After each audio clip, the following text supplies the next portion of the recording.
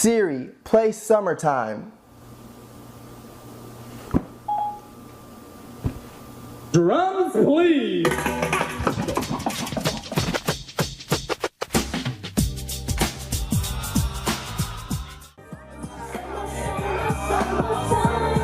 Yeah, when you hear that, you know it's about to go down. Get ready to jump into the pool. Also, throw some charcoal on that grill because it's summertime. So you've got to have a good speaker for the festivities. For when everybody's trying to turn up, you may just want to have the JBL Charge 3 because it will also be ready if people get a little too turnt and start spilling drinks on it. With the way things are going nowadays, almost every piece of tech is waterproof, or at least tries to be, and the JBL Charge 3 is no exception. It just does so in style. With its ergonomic cylinder shape, you get a rugged feel with a bit of a fashion statement. You get a little bit of weight, but more so the kind that lets you know you have something with a little quality in your hands, making its compact size a more than worthy travel buddy. Now it's a Bluetooth speaker, so you can expect it to stick to the norm in a lot of areas, but it does have a few tricks up its sleeve. Alongside the back area, you can uncover a spot for a line-in connection, mini USB charging, and a USB to use the Charge 3 to charge other things like your iPhone, hence the name. And with a suggested 20-hour battery and a 6,000 milliamp power bank, I found that charging and playing wasn't a give or take ordeal. Inside the box, there's not too much to get excited about really. Of course you get your Charge 3, but then you also get a few other things on the side as well, like a power brick for charging in bright JBL orange, a little paperwork with instructions that chances are you probably won't read, and then lastly, a cord for charging. But let's get down to business, the nitty gritty. How is the Charge 3 in the field? When things get real, will it be able to perform? For the last month, I made the Charge 3 my go-to speaker, and I must say this is a speaker I can always depend on. It's loyal, it's faithful, and I like that. I appreciate that. The Charge 3 fills up a room with warm tones and crisp mids, even when I obnoxiously chuck water on it. Its easy grip buttons on the top make playback controls easy to access, and the fact that you can pair another Charge 3 for double the trouble is an added bonus. I was a real bully to this thing when it came to water, but the IPX7 waterproof rating was the real deal.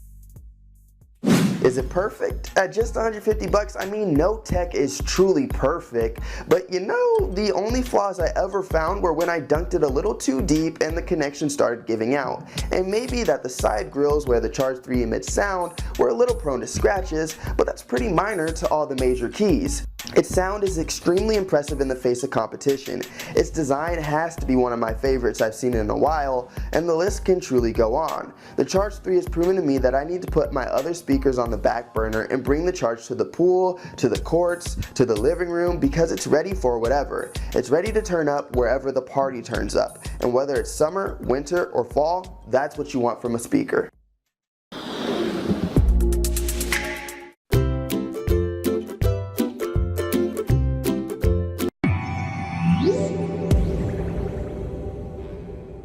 This is the Ultimate Ears Mega Boom portable speaker, a follow-up to the company's popular Boom speaker. And in this case, Mega really makes sense for this thing. It improves on the original in almost every way. It's bigger, it's more powerful, it has a more diverse feature set, and it also has a mega price of around $300. It's evident right away that this speaker is built to last, and it's built to withstand the elements. The threading on the side is thick and keeps the water out. It's IPX7 rated, so it's water resistant. You can actually dunk this thing. And the rubberized material on the outside is very hard. It's shockproof, so you can slam it into things. You can see that the inputs are covered down here. You can take this to the beach and do just about anything you want with it, and it'll take it. The speaker is also built to provide 360-degree performance, and to that end it offers dual 2-inch drivers on the sides and dual 2x4-inch passive radiators for big, powerful bass and a sound that's really well dispersed throughout the room. The onboard controls are extremely simple and easy to use. There's power here, pairing right there, and then these massive volume buttons on the front. And like other speakers in the UE family, there's also a customizable app. It allows you to double up to the speakers for twice the sound or stereo separation. There's an EQ setting here, which has a custom EQ, and then of course some presets, an alarm function here, and basic settings. It's really easy to use and allows the Mega Boom to do even more than your average Bluetooth speaker. As for the sound, this thing lives up to its name. It's got a lot of bass and a powerful dispersion, as we spoke about earlier. It has a good clear mid-range with some nice detail, and some nice details at the top of the sound too. It doesn't quite match up with our favorite premium portables, But for all those extra features and the sound, this is a nice little package.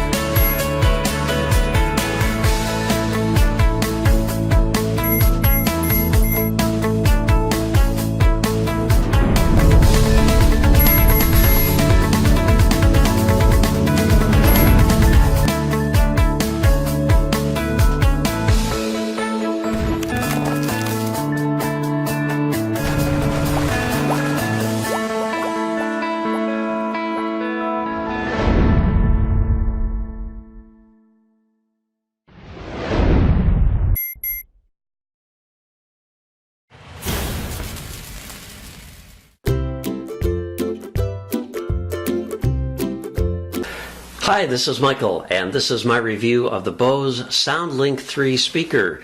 This is the third in the series of SoundLink speakers, and the claim to fame for this is that they have tweaked the DSP, the digital signal processing. It also claims to be more powerful and has substantially longer battery life. So we'll take this out, take a look at it, and see how it performs. So here's what's in the box. Very simple. You get the Bose SoundLink 3 and you get the power adapter. Now the power adapter has a 62-inch cord on it. It's about 1 7/8 inches wide. It's about 4 inches tall, and it's about 1 1/8 inch thick. It has a fold-in plug on it. It's non-polarized, and this operates on 100 to 240 volts, 50 or 60 hertz. So this can be used internationally. And I do like the fact that when this is plugged into the bottom outlet of a wall outlet, it does not stick up too high, so you can still use the plug above it. So that's really nice. Here is the Bose SoundLink 3. Now it's just a little bit taller than the previous versions. They did away with the flap, so there's no stand on this. And it's a little bit wider than the old one. Here I've got the Bose SoundLink, the original, this is the SoundLink 2, and you can see it's just a little bit wider and just ever so slightly taller. So they did change the size of that. The back has the same ports. It has the auxiliary in. This is a micro USB service port, but it has no function for us. You can't charge by USB, and this is your DC input here. Now there's passive speakers on the back here, and then the front, they have 4 drivers here, 2 on each side, and it really does have a better bass response. They did some tweaking to the digital signal processing, and it's supposed to be a little bit louder, although in my testing it was very marginally louder. Another thing they did with the buttons is that they put a rubberized coating over them. Now the previous SoundLink speakers had little spaces between the buttons, and the buttons were just plastic buttons. But now what they've done is they've put a rubberized coating over them, so it does help protect dust and whatever getting in between the buttons. You've got the power button. This is your Bluetooth button, the auxiliary in button, a mute button, and then the minus and the plus volumes. Now, a lot of times on Bluetooth speakers, you will get some sort of a little beep when you've reached the maximum volume. You do not get that with the Bose. This also does not have hands-free, so it does not have aptX either. So Bose seems to be stuck in their own little sphere of whatever. They have not gotten on the bandwagon with a lot of the newer technologies that other Bluetooth speakers are using. Particularly, I'm surprised that they're not using aptX yet. Here are the indicator lights on the face of the speaker. You've got a Bluetooth indicator here. Now that'll flash when you're in Bluetooth pairing mode. So if I just push and hold the Bluetooth button, that will then start to go into the flashing mode looking for a Bluetooth connection. Then there's the auxiliary button here. So if you want to use the auxiliary in port on the back, you push that button and this will indicate to you that it is an auxiliary mode. Then on the right side, you've got a mute indication to let you know that mute is on, and that'll pulse. And then this is the battery status icon here. When you're plugged into power, that will light to indicate that the battery is charging and the state of charge. Now on the bottom of the speaker, I do notice some contacts here. It's possible that it's going to have a charging base at some point in time, but it did not come with the speaker, and I really don't have any more details on that. You do have two rubber feet here to help prevent it from sliding around. I think it really is very attractive, and it's just a very elegant and a very simple design, and I don't miss the fact that it doesn't have the nylon flap.